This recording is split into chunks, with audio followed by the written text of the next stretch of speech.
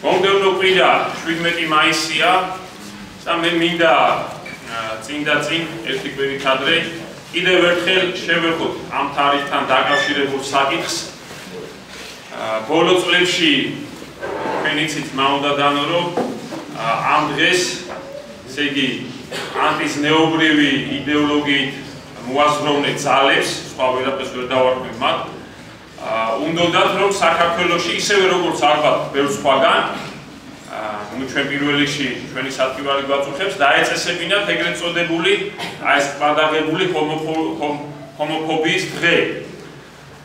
ჯერ ერთი კიდევ და კიდევ უნდა ითქვას რომ მთელი მათი მზავრობა იმაში მდგომარეობს რომ ვითომს და ასე ვთქვათ გარეგნულად ადამიანის უფლებების დაცვის სახელით რაშიც მათი გაგებით როგორც ჩანს იგულისხმება გარკვეულებისა და სხვადასხვა სექსუალური ორიენტაციების დაცვაც აი ესეთი ამ სრულ გარეგნულად ამ სრულ мотивაციით თითქოს და უწყინარა, მაგრამ სინამდვილეში არსობრივად სიღრმისეულად მათ უნდოდა ქართველი ერის ისტორიული, ქრისტიანული, ეროვნული თვითშეგნების უფლებების უხეში დარღვევით და არა ჩაგდებით თავს მოეყია და მოეწამლა ჩვენი ხალხის და უპირველეს ყოვლისა ჩვენი შვილების საქართველოს მომავალი თაობის ცნობიერება ყოველგვარი გარკვეულების და აღიარებების ცხოვრებაში ღიად დანერგვის ცდელობით და მიღებით. ეგ არის მათი იდეოლოგია და მეტი არაფერი. აქვე ისიც უნდა აღინიშნოს ხაზგასმით რომ LGBT იქნება თუ მსგავსი იდეოლოგიით მოაზროვნე და მცხოვრებ ადამიანებს და განსაკუთრებით მათ ხომაგებს და აი მხარდამჭერებს ვინც თავგამოდებით ესაჩლება სულ უნდა მათი უფლებების დაცვას, ხო? რომელთაც სულ უნდა უყავთ ეკლესიის კრიტიკა და რაღაც სამღვდელოების ესე აგრესიულად წარმოჩენა და რაღაცა სინამდვილეში ესაც არის პირიქით. ადრეც გვითხოვთ პირიქით თვითონ არიან ყველაზე დიდი აგრესორები და ყველაზე დიდი მოძალადეები. იმიტომ როგორც თქვით, არა დაგიდევენ და არაფრად თარგდებენ ჩვენ საუკუნებრივ ზნეობრივ ეროვნულ მენტალიტეტს. არაფრად თარგდებენ და თავიანთი ამ გარკვეული რაღაც იმების მიზნების მიზნებს ფუთავენ, ასე ვთქვათ, გარკვეული მიზნებს ადამიანის უფლებების დაცვის სახელით და სწორედაც რომ აი ესეთი მეთოდებით, აი ესეთნაირად ცდილობენ იძულებით შემოიტანონ და თავს მოგვახვიონ მათი გარკვეული მიზნები და იდეოლოგია. სხვა ამას არაფერი არ ეწოდება. არადა სინამდვილეში, როგორ არის იცი? სინამდვილეში სწორედაც ეკლესია ქრისტიანული სწავლება იცავს და უფრთხილდება ყველაზე მეტად ყველა ადამიანის ზნეობრივ უფლებებს. თუ ეცდება ყველამ რომ იცხოვროს ეკლესიის სწავლებით, იცხოვროს სახარების ცნებებით, 100%-იანი გარანტიით იქნება დაცული ყველა ადამიანის ცნება, ყველა ადამიანის უფლება. აი ეს ეკლესია იცავს ყველაზე მეტად. სწორედაც რომ ეკლესიას უყვარს სინამდვილეში ნებისმიერი ცოდვის უფრთხილზე მყოფი ადამიანი და რა ცოდვის მდგომარეობაში უნდა ყოფოდეს ადამიანი, თუ იგი თვითონ მოისურვებს მისი ზნეობრივი და მორალური რეაბილიტაციისთვის და მისი აი ამ მდგომარეობიდან გამოყენების ყველაზე დიდ დახმარებას მიიღებს სწორედ და ჭეშმარიტ დახმარებას ეკლესიისგან. მაგრამ ეკლესია და ქრისტიანული სწავლება თქვენ იცით, ქრისტიანული სწავლება ზურს ცოდვა, რადგან ცოდვა ადამიანს უყავს ამ ქვეყნადაც და საუკუნეთა წარწმენს. ამიტომ ეკლესია ვერასდროს ვერ შეეგუება ადამიანში ცოდვის არსებობას. იმათგან და იმ იდეოლოგიისგან განსხვავებით, ვინც ცდილობს რომ ცოდვა დაიცვას რაღაც სიცრუით ცდილობს თან სიცრუით ადამიანის უფლებების სახელით ცოდვა დაიცვას და ცხოვრების წესად აქციოს და რაღაც საჯაროდ გადააქციოს ამის მიღება. არსობრივად კი ამით ადამიანის ნეობრეობა მოსწონს და გაანადგურებს. აი ერთი რამე უნდა აღინიშნოს. მიუხედავად იმისა, უბრალოდ მე იმ იდეოლოგიას კი არ ვამართლებ და ვიცავ, მე ხმა დამიფაროს ახლა რასაც ვიტყვი. მაგრამ მიუხედავად იმისა, რომ გასულ საუკუნეში ანტიქრისტიანული ძალები ცდილობდნენ ძალმომრეობით, ან ფიზიკური ძალმომრეობით აღმოეყვრათ ადამიანთა გულებიდან ღმერთის სარწმუნოება და შეექმნათ ათეისტურად მოაზროვნე საზოგადოება, რომელიც მხოლოდ მუცლის და ხორციელი მოთხოვნილების და მატერიალური მოთხოვნილების დაკმაყოფილებისთვის იქნებოდა მომართული. ჩვენი მშობლების და ზოგადად ვინც ის პერიოდი გამოიარა უფროსი თაობის უდიდესმა ძირითადმა ნაწილმა აი ამ დიდი ათეისტური ზეწოლის ქვეშ მაინც შეინარჩუნა ადამიანი ღირსება და სული სიშინაგანი ხმა, რასაც ქვია სინდისი და სიცხვილის გზნობა და შეინარჩუნა იმიტომ ძმა უნდა და უპირველეს ყოვლისა რომ მიუხედავად სარწმუნოების წარქმევისა, მიუხედავად თავზე ათეისტური იდეოლოგიის მოხვევისა, რომ ქართველ კაცს აი ისტორიულად, აი წინაპრებისგან, ხო, აი გენეტიკურადაა გადმოცემული ნებისმიერი ძალმომრეობის, განსაკუთრებული აი გენეტიკური გადმოცემულობა ქართველ კაცს ისტორიულად, რომ ნებისმიერი ძალმომრეობის და ზეწოლის ქვეშ გაუფრთხილდეს და დაიცვას ოჯახის სიწმინდის ტრადიციას. აი ამ ღირსების გზნობით ამ მენტალიტეტით მოვიდა დღემდე ქართველი ადამიანი. აი ეს მე ნამდვილად არც ერთ სხვა ერთს არ ვაკნინებ და არც ერთი სხვა ერთის დაკნება არ მინდა მერტმა ყველა ღვთის გზაზე ევროს ყველას, მაგრამ მე ვფიქრობ და ვიტყვი რომ მიუხედავად ჩვენ ერში დაგროვებული ბევრი განსაცდელებისა, აი დღეს მსოფლიოში, ხო? აი ამ ღვთისგან განდგომილების პერიოდში როდესაც გარყვნილება და აღვირახსნილობის მიაღვარე წალებას უპირებს კაცობრიობას, ხო? ქართველი ოჯახის ფენომენი, აი თავისი გენეტიკური ტრადიციულობით, ქართველი ოჯახის ფენომენი, ჩემი აზრით, დღესაც მსოფლიოში რჩება ზნეობრიობის ნომერ პირველ ფორპოსტად. კიდევ ერთხელ მიუხედავად ბევრი სირთულეებისა, რაც დღეს არსებობს, რა ვიცი, ჩემი აზრით და ვფიქრობ, რომ ეს არ არის მიკერძოებული და არის ობიექტური აზრი. მე ესე მგონია. მე მინდა ვთქვა, რომ იმ ანტიქრისტიანულ ძალებს, რომლებიც პირსისხლიანი დევნით ებრძოდნენ ეკლესიას და სარწმუნოებას გასულ საუკუნეში, ჩვენ თანამედროვე ცხოვრებაში, უბრალოდ მათ ბრძოლის მეთოდები, ათეისტური პოზიციებიდან ბრძოლისგან განსხვავებით, დღეს ბრძოლის მეთოდები შეცვალეს. დღეს გარეგნულად სარწმუნოებრივი ცხოვრება, ხო, ვიცით, ყველა ვხედავთ, ასე ვთქვათ, ის არის ხელშეუხებელია. სარწმუნოებას დღეს ესე ფიზიკურად არავინ არ დებს. მაგრამ ამ ძალებს ეს ძალები უყოლოდ არ გამქრანა.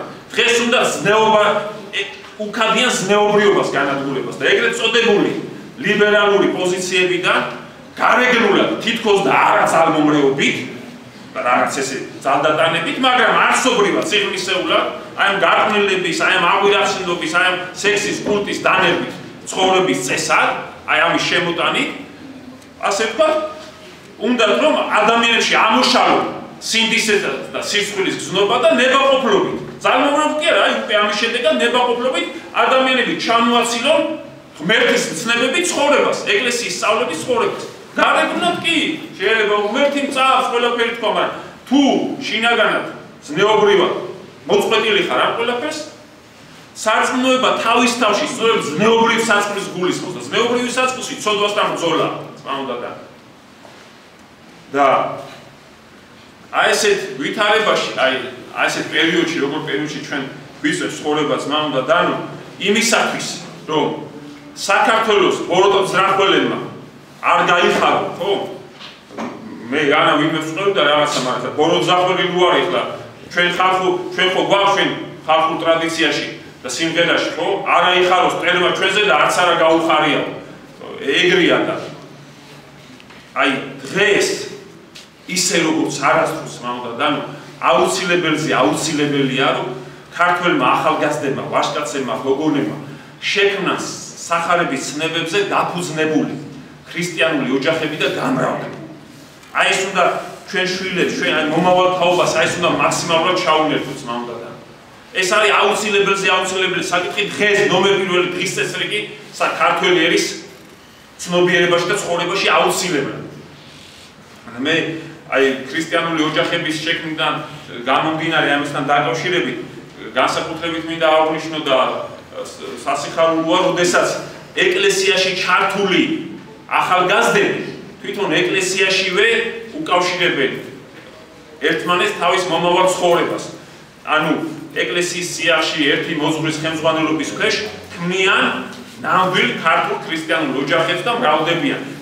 ესეთი მაგალითები საკმაოდ არის, რა უნდა და ღვთის შეწევი და ღვთის მადლი ქართველებში და ნამდვილად მისაბაძია და მეც რაღაცნაირად ერთგვარად მახარებს ის რომ წვეხნასავლით არ მინდა გამომივიდეს ნათქვამი და რაღაც ნამდვილად ამას არ ვფიქრობ, მაგრამ პირიქით არამედ სხვა ახალგაზრდებისთვის სტიმულის მისაცემად და იმისთვის რომ იფიქრონ ამ საკითხზე, ოჯახის შექმნაზე.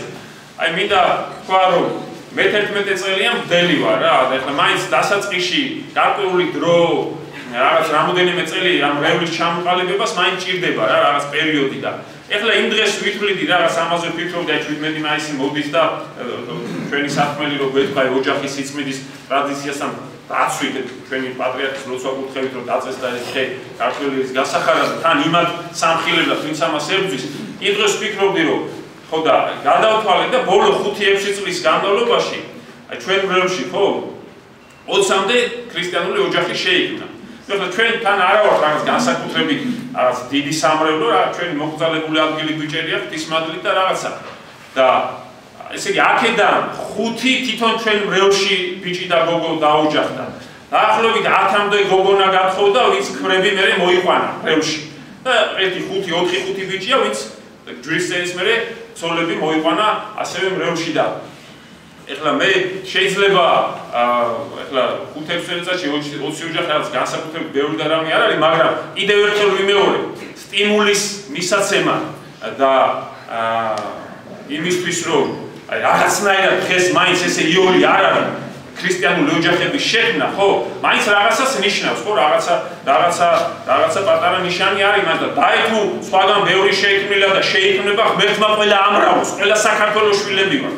და ყველა უნდა ვიმრავლოთ, შექმნათ ქრისტიანული ოჯახები და აი ეს არის აუცილებელი ნომერ პირველი საკითხი დღეს საქართველოში ძმა უნდა და მე რაც თავარია ყველაზე მეტად რა მახარებს რომ ამ ოჯახების შექმნით ყოველწლიურად აი რაღაც ეს ერთი მეორის მიყოლებით სულ არის შვილების გაჩენა დღესაც ერთ-ერთმა მითხრა კიდევ ერთ შვილისზე არის ფერზიმე და ღმერთმა ამრავლოს აი ესე სულ ახალი პატარა წევრების შემომატება ხდება რევში და ერში და აი ეს არის ყველაზე მეტად გასახარი და მე მინდა ვისურვო და იმედი მაქვს ახლა ვინაიდან ცოტა ისე გადმოვერთე, მაგრამ ჩვენ რევში ძირითადად არიან სულ ახალგაზრდები ჩვენთან რევში და წელიწადი ისი არ გასულიყოს ხო თითეულ რომ რევლის წევრებს და წევრებს ხო და ზოგადად ყველა ქართველ ახალგაზრდა ვაჟკაცს და მანდილოსანს რომ ოჯახები არ შეექმნა და არ გამოვიდა მინდა ეს ვისურვო და ამის იმედიც მაქვს რომ ჩვენ რევში უნდა ვიმუშაოთ ამაზე რომ წელიწადი ისე არ გავიდეს რომ ჯვრის წერა და გამრავლება არ ყოფილიყოს მანდა და იცით რა არის ცხოვრება მართალია ბევრი სირთულე ყოველთვის ესე ყოფილა დღეს კი არ არის მაგრამ ცხოვრება ყოველთვის ბევრი სირთულეები განსაცდელებები პრობლემებით არის სავსეც მანდა და მაგრამ ქრისტიანს იმიტომ ქვია ქრისტიანი თავს რო უწოდებს ქრისტიან ხო ასე თლიანად ქრისტიანი თელი ქრისტიანო თელი თავისი სასოება, მთელი თავისი იმედი ღმერთზე უნდა დაამყაროს. ისევ წენით უნდა მიედოს თავიდან ბოლომდე უფალს რა უნდა და. აი ეს არის აუცილებელი. აი ერთ იმას ისტორიას გავიხსენებ მამათა სწავლებიდან. ესეთი ისტორია მოთხრობილი რომ ერთი მონასტრის ბერი ყებოდა ესეთი ისტორია, თუ არ მახსოვს ესე წერია მამათა ცხოვრებაში რომ ერთხელო ჩვენ სოფელშიო რაღაცნაირად ესეთი ისაო პატარა ჩვილი იპოვესო საბანში გახვეულიო რა იმაში საქმეებში და იქ მე სოფლის თავმჯდომარეობა შედგა უცებ რომ ვინ წაიყვანდა ამ ბავშვს გასაცდელად და ნუ ბევრი უარს ამბობდა რაღაც სიღარიბეს ხელმოკლეობას იმიზეზებდა და ასე შემდეგ და ბოლოს ერთი გაჭირვებული გლეხი კაცი ამგარა რომელიც 8 მცირეწლოვანი შვილის მამა იყო და თქვაო რომ ჩემ ცოლს ვკითხაო თუ დამთახდება სადაც როა იქაც მეცხრე გაიზდებაო და მართლაც სოლიც სიხარულით დათახდა და წამოიყვანეს ეს ბავშვი სახში გასაცდელად და ნუ მოიყვანეს რა ამ ყველაფრის მერე და რომ მოვიდა და რომ გახსნეს ახლა ეს ბავშვი ნახეს რომ კისერზე ჯვართან ერთად რაღაც ქაღალდები ეკიდა და ერთი იმაში ქაღალდში ეს იყო წერილი სადაც ამ ბავშვის სახელი და გვარი იყო და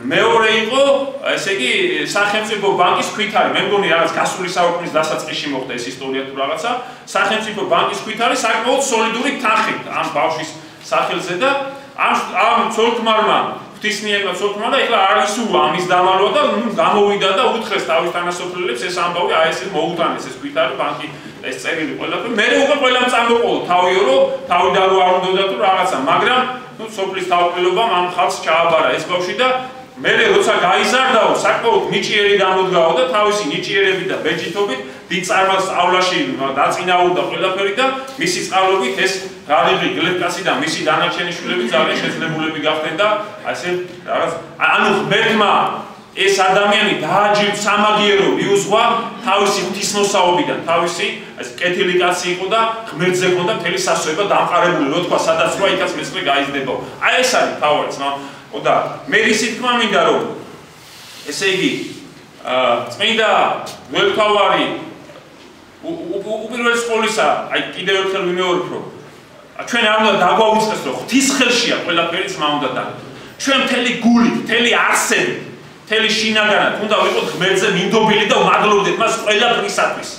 უფალი მართალია ძმა უნდა და აი წმინდა ღვთაევარი იოანე ოქროპირი გვეუბნება რომ ხედავიო აი ამბობს ესეთი სიტყვებიათ რომ მეომარიო ზოლაში წასვლის წინ იმას კი არ უშინდება და იმაზე კი არ ფიქრობს რომ ვაირამაშველება ცოცხალი ვერ დაუბრუნდებიო.